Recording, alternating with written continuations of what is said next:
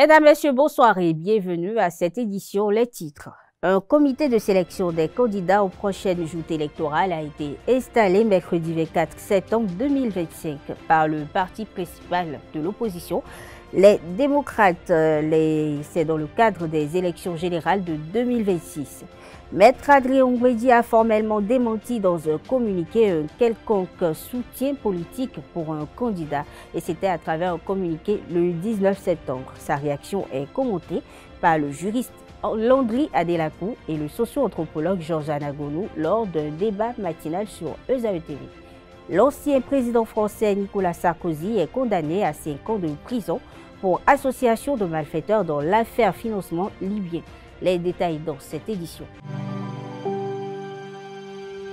Tu viens d'avoir le bac ou tu veux te reconvertir dans un domaine d'avenir, faire le choix du numérique et rejoindre l'école supérieure d'administration, d'économie, de journalisme et des métiers de l'audiovisuel ESAE. De nouvelles filières sont disponibles dès cette rentrée: informatique et multimédia, informatique industrielle et maintenance, réseau informatique et télécommunications, système informatique et logiciel, sans oublier les filières initiales: administration générale, administration des finances, administration des affaires, sciences juridiques, sciences économiques, sciences de gestion, journalisme et métiers de l'audiovisuel. ESAE est disponible sur 4 sites: Cotonou-Badjoumendé, Cotonou-Akpakpa, Abomey-Calavi et Parakou. Pourquoi choisir l'ESAE? Des formations conçues pour le marché de l'emploi, des enseignants expérimentés et passionnés, des infrastructures modernes avec équipement de pointe, des opportunités de stage et d'emploi garanties. Les inscriptions sont en cours et les places sont limitées. Ne rate pas ta chance,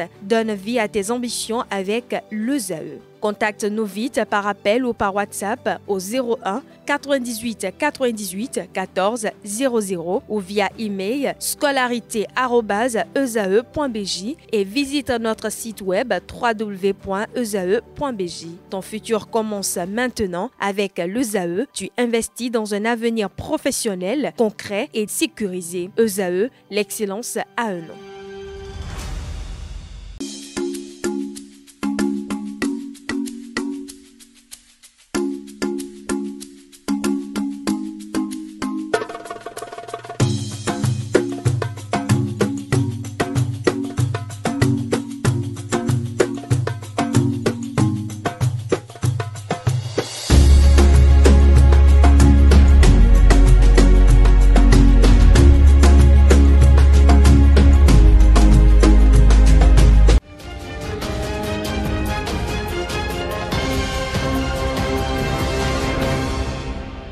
À nouveau, bonsoir. À travers un communiqué en date du 24 septembre, l'ANIP rappelle aux populations que le 28 septembre 2025 est la date de clôture de l'opération de modification de leurs données sur la liste électorale dans le cadre des élections générales de 2026. Les Béninois encore absents sur la LEI sont appelés à se faire enrôler et déposer d'autres réclamations. L'agence apprend que ces agents sont déployés dans tous les arrondissements pour accompagner la population dans la mise à jour des numéros de téléphone, des photos de signature ainsi que pour l'utilisation des services mobiles. Et ceux qui ne veulent pas se déplacer peuvent simplement consulter ou effectuer le transfert de centre de vote en tapant sur le téléphone étoile 150 dièse en choisissant l'option 4 ou 5 selon l'opération. Les démocrates, principal parti de l'opposition, a officiellement installé ce mercredi 24 septembre 2025 un comité de sélection de candidatures pour les élections générales de 2026.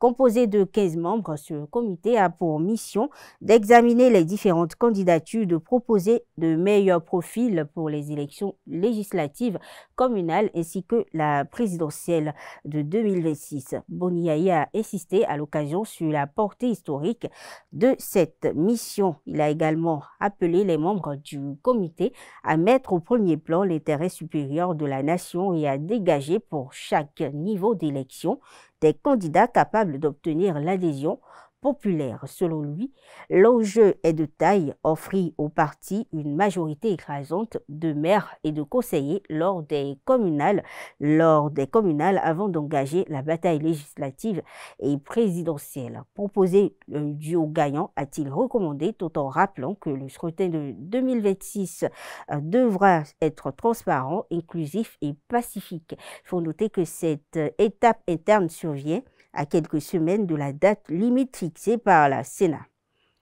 Dans un communiqué publié depuis Toronto, Canada, où il séjourne, Maître Adrien Ngouidi, président du parti PRD, a formellement démenti les informations relayées par certains médias faisant état de son soutien déjà acquis à un candidat pour la présidentielle du 12 avril 2026.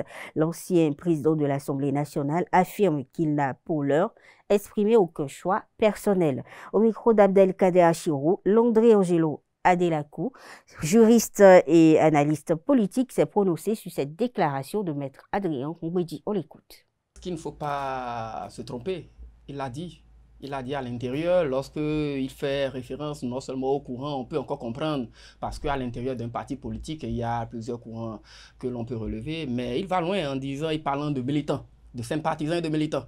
S'il n'avait pas un parti politique, en tout cas, ne serait-ce que dans sa tête, il ne serait pas en train de parler de militants. Et il dit encore qu'il n'est pas seul et à devoir choisir qui soutenu ou pas, parce qu'il a des gens de son parti qui également pèsent dans la balance quand il s'agira d'opérer un choix. Et donc, c'est pour vous dire que pour le président de l'SPRD ou du PRD, je ne sais pas quoi dire, et il est toujours président d'un parti politique, certainement le parti du Renouveau démocratique. Et sinon, je ne vois pas en quoi est-ce qu'on devait être à une telle déclaration, parce qu'en réalité, il est de l'Union progressiste, le Renouveau. Et sauf erreur, à moins que l'on ait mal lu ou l'on ait vu autre chose dans les images, que ce soit peut-être l'IA qui a travaillé. Et nous avons vu que l'Union progressiste, le Renouveau et le Bloc républicain ont tous soutenu la candidature de quelqu'un qui est connu. Robert Wadaï. Ah, ben voilà. Et donc, en tant que militant, je ne pense pas que vous ayez le choix de dire que vous soutenez ou pas. Vous êtes obligé de soutenir, tant que vous êtes membre de ce parti politique-là, à moins que vous ne soyez pas de ce parti politique. Mais voilà quelqu'un qui est censé être membre d'un parti politique, mais qui dit que pour le moment, il n'a pas encore choisi de soutenir, de ne pas soutenir. Cela voudrait dire, en réalité, qu'il n'est pas... conserver une liberté de décision. De décision. Et cette liberté ne souhaite être conservée si vous êtes membre du parti politique. Cela voudrait dire qu'il n'est pas membre du parti politique. Et il fait référence dans son texte, quand vous allez lire tout le communiqué vers la fin, il l'a mentionné, il a parlé de parti. Donc il a parlé de ses militants, il a parlé de sympathisants, il a parlé de partis, il a parlé des gens qui sont encore attachés à lui, à ses idéaux, aux idéaux du parti, et qu'il ne saurait prendre de décision sans ces personnes-là. Alors moi, j'estime que si l'on doit considérer que c'est l'Union progressiste, le Renouveau, il appartenait à tous les militants de soutenir ou bien de ne pas être d'accord, de ne pas se révéler, peut-être, ou carrément de décider de quitter la barque de l'Union progressiste, le Renouveau. Mais pour le moment, nous sommes là en difficulté. Le PRD, la guéguerre, je pense bien que la guéguerre continue entre le PRD et l'Union progressiste, le Renouveau.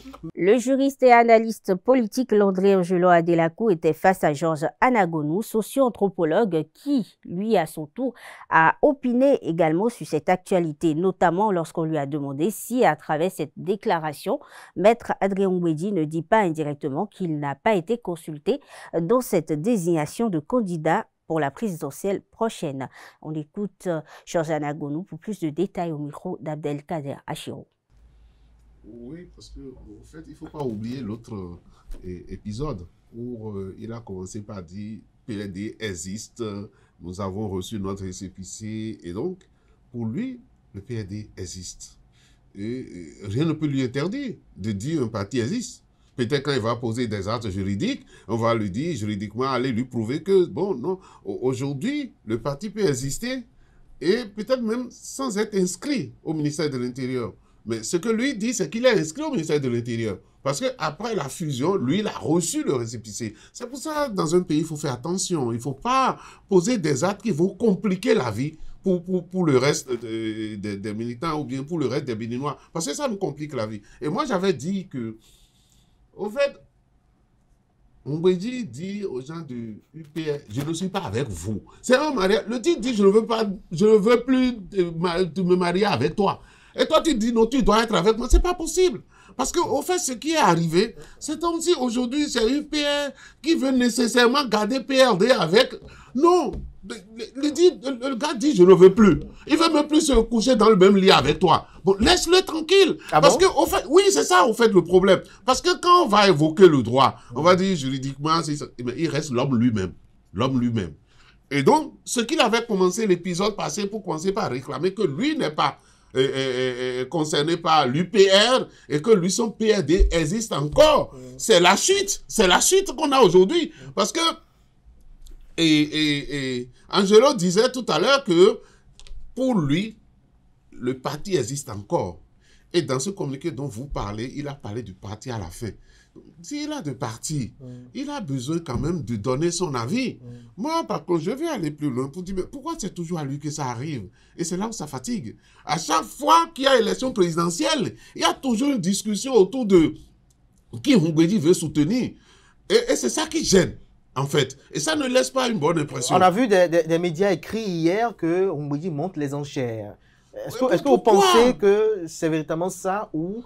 Oui, non mais c'est ça, parce que sinon pourquoi il prend cette défense-là aujourd'hui? Il veut dire, moi j'ai mon mot à dire. Et après, il ne faut pas qu'on dise tout ça pour ça, parce oui, que... Mais est-ce que quelque part, ça ne relance pas aussi le débat de l'adhésion au sein des partis politiques quant à la désignation de Romuald Wadaï? Parce que l'Union progressiste du renouveau a un comité des sages, dont probablement Maître Adrien Mbedi fait partie, Bruno Amoussou et bien d'autres. Est-ce qu'on est tenté de s'interroger avec cette correspondance de savoir, est-ce qu'il n'a pas été consulté lors de ce processus-là qui a conduit à la désignation du candidat de la mouvance présidentielle? Non, justement, c'est ce que je vous disais.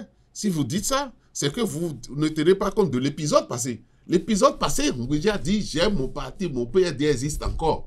D'accord? Et à partir de ce moment-là, je ne pense même pas que les gens de l'UPR vont l'inviter pour dire, bon, viens, on va discuter par rapport au candidat qu'on va choisir. Et c'est d'ailleurs, c'est parce qu'il n'a pas participé à ça qu'il dit encore, moi, j'ai encore mon mot à dire. Vous voyez? Mais je voudrais, ce que je disais tout à l'heure pour dire pourquoi c'est toujours à lui que ça arrive. Vous savez, lorsqu'on prend de l'âge, il y a une certaine sagesse qui doit prévaloir. Et pour dire, bon, mais je laisse ça aux jeunes, les jeunes n'ont qu'à voir. Parce qu'aujourd'hui, ceux qui ont fait la politique avec lui, je voudrais parler du président Bruno Amoussou par exemple, depuis qu'il a dit, je ne suis plus à la direction de UP, il est allé garder le siège de sage, d'accord? Et de sage qu'on peut aller consulter. Mbedi mérite aussi ça. Mbedi mérite aussi ça parce que quand vous voyez l'âge qu'il a, avec le combat qu'il fait aujourd'hui, il va faire ce combat-là jusqu'à quand? Et ça tiraille même les gens qui étaient autour de lui et qui l'aiment. Encore, il faut le dire, et qui voudront rester avec lui. Il se dit, mais qu'est-ce que le vieux veut? Et en plus, vous savez, il ne faut pas oublier qu'il n'y a pas très longtemps, le président Yaïboni allait le voir pour le saluer. Ils ont eu de ces rencontres que les gens ont commentées. Est-ce que ce qui se passe aujourd'hui, bon, peut-être n'explique pas pourquoi ils se sont vus et tout. Bon, moi, je ne sais pas. Qu'il s'asseye aujourd'hui et qu'il fasse peut-être un congrès, personne ne peut le lui interdire. Seulement, on a dit, les effigies, les trucs là du PRD n'existent plus. C'est cette bataille juridique que les autres peuvent faire avec lui. Mais s'il n'existe même pas l'effigie, qu'il fait une réunion pour dire, finalement, moi, j'ai choisi tel candidat. Parce qu'il ne faut pas oublier que le PRD, dans la forme dont on connaît, qui est l'âme des gens de Lemay, c'est leur âme. Ça dit qu'un parti politique qui a vraiment des gens qui savent que ce parti-là, c'est pour nous, c'est au PRD qu'il faut voir ça. Avec les gens de Lemay, avec les gens de Porte-Nouveau. Et vous voyez les élections passées, vous avez vu les résultats. D'accord? Les résultats. Et moi, quelqu'un me disait, c'est pas plus tard qu'hier, que même dans Sémékodi, il n'y a qu'un seul arrondissement qui a pu voter pour les gens, mais le reste a voté démocrate. Vous voyez ce que je veux dire? Ça, c'est dissension entre Mbedi et UP, en réalité. Donc, Mbedi, sauf sur ça, il a encore des gens qui l'écoutent. Et c'est par rapport à ça, mais moi, ce que je voudrais dire, rappelez 2016, ce combat-là a été autour de Mbedi. Qui va prendre? Tous les candidats vont le voir. Et il adore ça que tout le monde... Non, c'est pas bien. C'est pas bien pour la morale. Voilà, le patriarche et la morale politique, ce n'est pas bien pour lui. Parce que vous vous rappelez aussi ce qu'il avait dit quand l'UPN essaie avec Djogbenou. Il dit... Je vais paraphraser un peu. C'était difficile. Avec Amoussou? Non, avec Djogbenou, il dit, c'est difficile, mais on l'a fait. Est-ce que vous vous rappelez de ça? Oui. Il a prononcé une phrase comme ça. Ils n'ont pas cru, mais on l'a fait.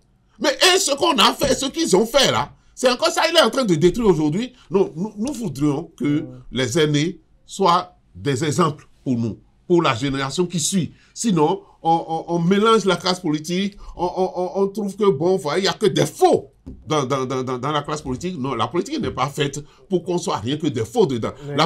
À travers un communiqué officiel publié ce 24 septembre, le gouvernement béninois s'inquiète de la montée des invectives échangées sur les réseaux sociaux entre citoyens béninois et gabonais. Il rappelle les liens fraternels entre les deux peuples et annonce des poursuites judiciaires contre les dérive. Le gouvernement béninois invite par la même occasion chaque citoyen à faire preuve de retenue et à adopter une communication responsable et respectueuse.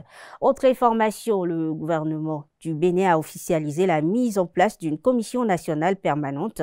Elle est d'abord chargée du suivi de la chefferie traditionnelle et c'est à travers le décret numéro 2025-609 signé du président Patrice Talon le 3 septembre dernier qu'elle a été faite. Et elle est composée de 17 membres, dont 6 historiens, 2 socio-anthropologues et plusieurs représentants des ministères concernés. Cette commission a, entre autres, pour mission de veiller à l'application de la loi sur la chefferie traditionnelle, de suivre le processus de désignation des rois. À cela s'ajoute la désignation des chefs supérieurs et chefs coutumiers et de favoriser le dialogue entre les différentes entités. Elle jouera également un rôle dans le règlement à l'amiable des litiges liés aux fonctions ou à la coexistence entre chefferies. Il faut noter que le bureau de la commission sera dirigé par une personnalité experte de la chefferie traditionnelle.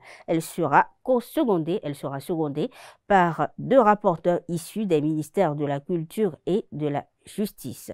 Le gouvernement béninois, à travers le ministère du Cadre de vie et des Transports, en collaboration avec l'ANAT, Agence nationale des transports terrestres, a lancé hier mercredi la phase expérimentale de la lettre de voiture électronique internationale, une réforme qui entre dans la stratégie de modernisation du transport routier de marchandises. Cette nouvelle mesure présentée à Cotonou repose, il faut le noter, sur le système de gestion du fret routier financé par Enabel à travers le projet Passeport. Ce dispositif vise à sécuriser le fret, à réduire les fraudes et à améliorer la traçabilité du transport routier. Le tribunal correctionnel de Paris a rendu son jugement ce jeudi 25 septembre dans l'affaire de soupçon de financement libyen de la campagne présidentielle victorieuse de Nicolas Sarkozy en 2007. L'ancien chef d'État français est reconnu coupable d'association de malfaiteurs, mais relaxé pour d'autres chefs d'inculpation. Les détails dans cet élément. Mesdames et messieurs, ce qui s'est passé aujourd'hui dans cette salle du tribunal correctionnel de Paris est d'une gravité extrême pour l'état de droit, pour la confiance qu'on peut avoir pour la justice. Plus de 10 ans d'enquête, des millions d'euros dépensés pour trouver un financement libyen dont le tribunal correctionnel vient de dire qu'il n'a pas pu, et pour cause, être trouvé dans ma campagne. Le tribunal a été plus loin en déclarant solennellement que le document Mediapart, qui était à l'origine de cette procédure, était, je cite, un faux. J'ai été renvoyé devant ce tribunal pour 4 délits. Sur 3, j'ai été relaxé. Pas de financement trouvé, pas de corruption. Je suis donc condamné pour avoir prétendument laissé faire 2 de mes collaborateurs qui auraient eu l'idée l'idée d'un financement illégal de ma campagne. Depuis toutes ces années, j'ai assumé toutes mes responsabilités. Je n'ai naturellement refusé aucune audience. J'ai été mis en garde à vue. J'ai été interrogé, ausculté, examiné, de telle façon que la présidente du tribunal a dit « Il n'y a aucun enrichissement personnel à vous reprocher. Pas de financement illégal de ma campagne, pas d'enrichissement personnel. » Et la conclusion qu'en tire le tribunal, c'est que je dois passer 5 années en prison, et alors même qu'on connaît mon adresse, qu'on peut me reconnaître dans la rue, que j'ai assumé toutes mes responsabilités, le tribunal prononce l'exécution provisoire pour me voir dormir en prison le plus tôt possible. Je demande aux Français qu'ils aient voté ou non pour moi, qu'ils me soutiennent ou non, d'apprécier ce qui vient de se passer. La haine n'a donc décidément aucune limite. J'assumerai mes responsabilités, je déférerai aux convocations de la justice, et s'ils veulent absolument que je dorme en prison, je dormirai en prison. Mais la tête haute, je suis innocent. Cette injustice est un scandale. Je ne m'accuserai pas de quelque chose que je n'ai pas fait. Naturellement, je ferai appel. Sans doute devrais-je comparaître les menottes aux mains devant la cour d'appel. Ceux qui me haïssent à ce point pensent m'humilier. Ce qu'ils ont humilié aujourd'hui, c'est la France. C'est l'image de la France. Et si quelqu'un a trahi les Français, ce n'est pas moi. C'est cette injustice invraisemblable auquel vous venez d'assister. Je n'ai aucun esprit de revanche, je n'ai aucune haine, mais que chacun comprenne bien et l'entende. Je me battrai jusqu'à mon dernier souffle pour prouver ma complète innocence. Je vous remercie. L'actualité internationale de ce 25 septembre est marquée par de fortes tensions en Afrique avec les manifestations à Madagascar contre les coupures d'eau et d'électricité, mais aussi sur le plan international avec les inquiétudes autour du nucléaire nord-coréen, un drone en Israël, le budget de guerre de la Russie. Le point SIA Elisabeth Iladia.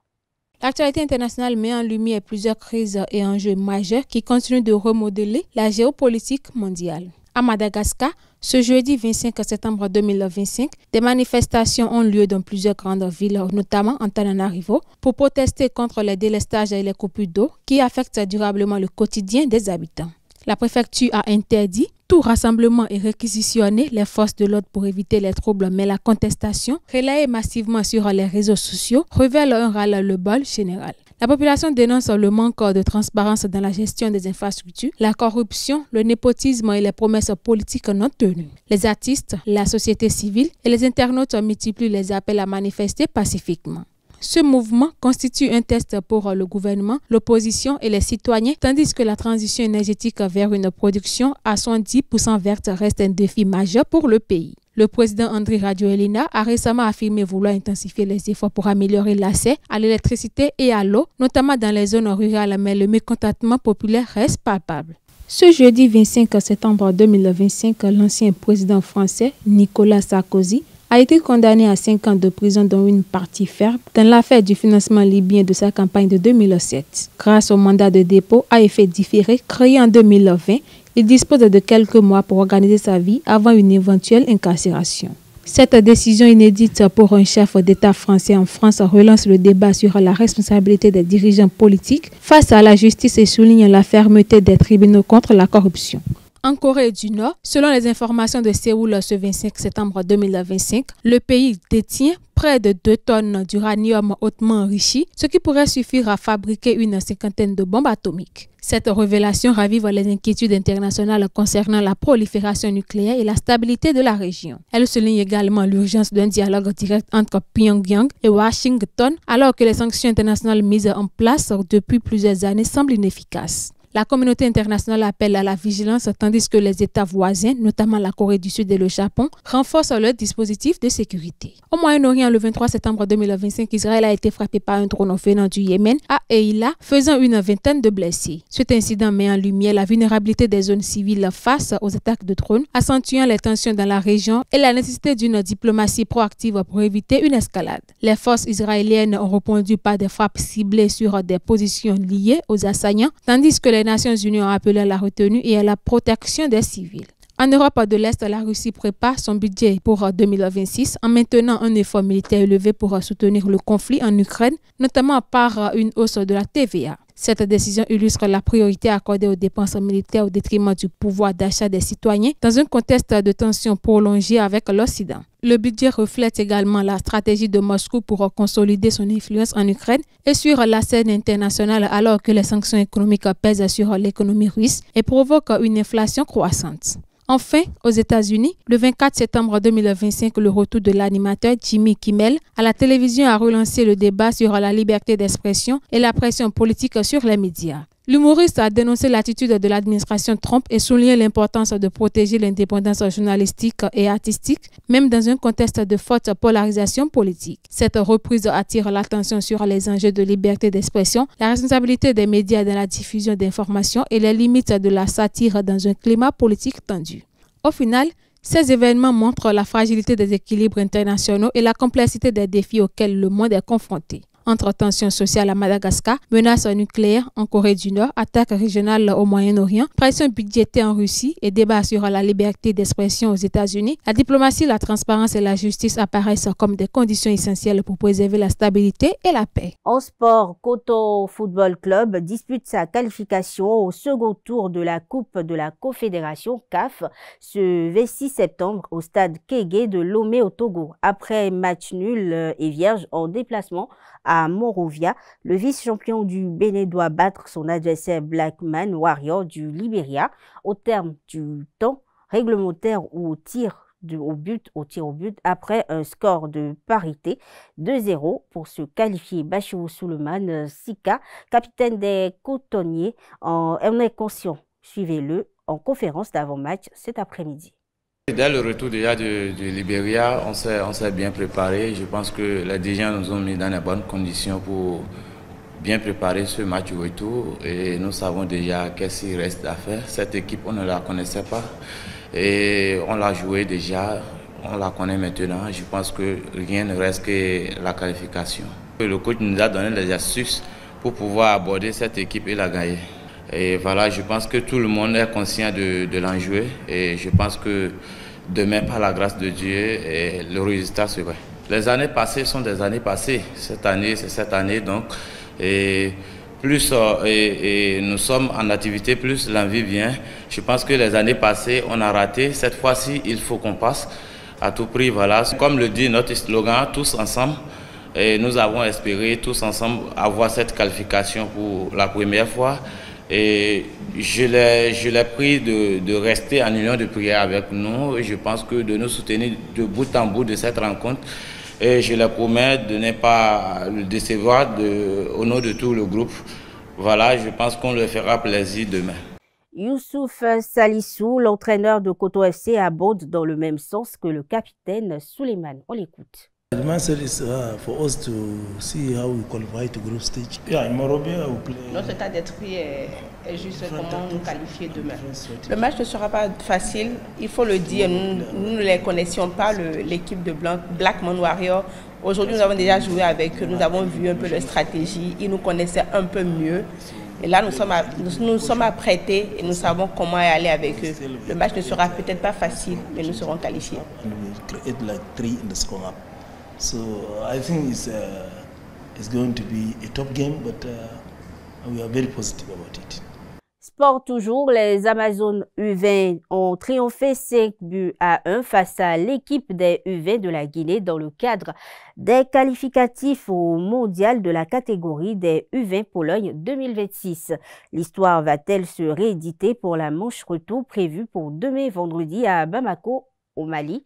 À cette interrogation répondent des journalistes sportifs interrogés par Romaric Djessougoubenou, Morissette Semasoussi.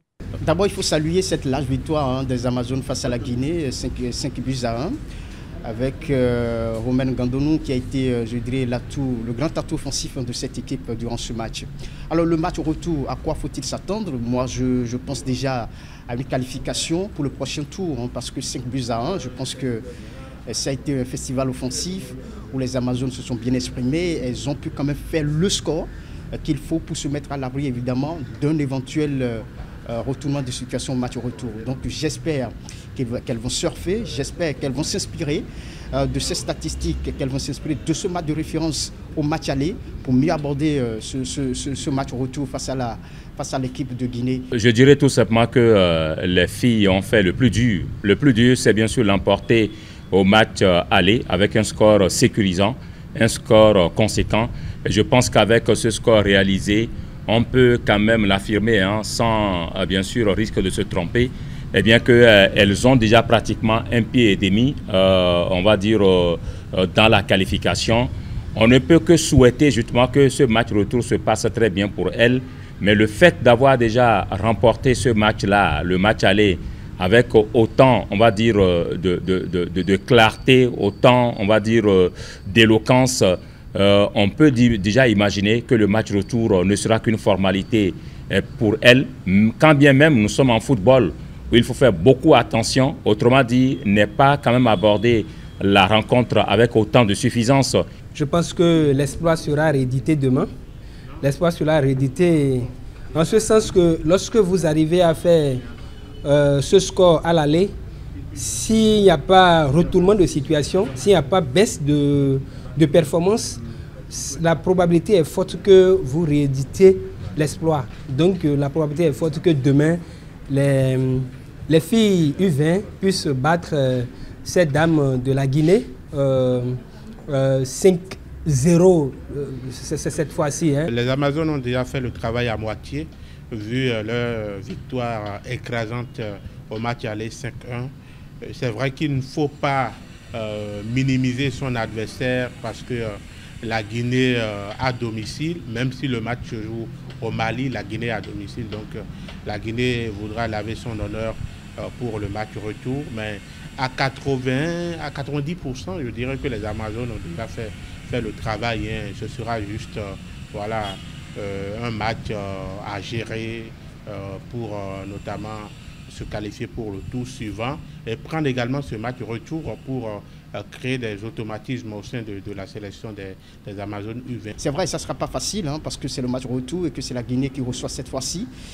Et avec beaucoup plus de détermination, eh bien, les Guinéens vont vouloir aborder le match d'une autre manière, mais avec ce qui s'est déjà passé au match aller. Donc je vois beaucoup plus les Amazones qui ont pris déjà une très belle dimension, une sérieuse option pour la qualification au prochain tour.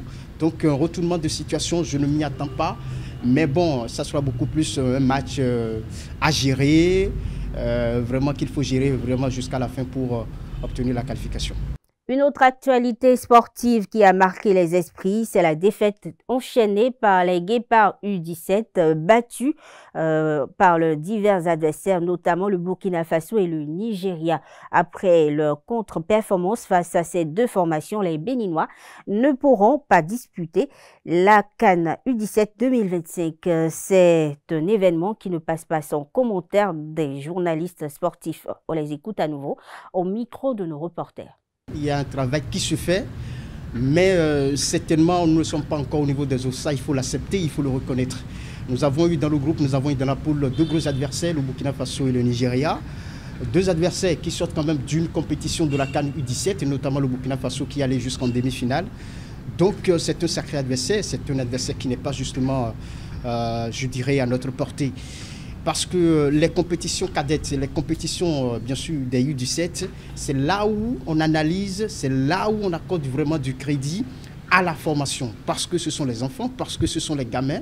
Donc, c'est à travers cette compétition-là qu'on observe véritablement ce que vous faites dans votre pays en termes de formation. Donc, si vous ne parviendrez pas, si vous n'arrivez pas à obtenir certains résultats dans ce genre de compétition, c'est que, bien sûr, vous n'êtes pas encore vraiment au grand niveau en termes de formation. Ce qui s'est passé, c'est qu'ils n'ont pas le niveau. Quand on n'a pas le niveau, on quitte une compétition.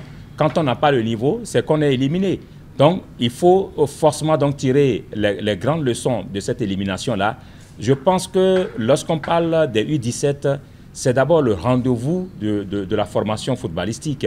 Autrement dit, c'est le centre, le cœur même de la formation sportive qui est sollicité.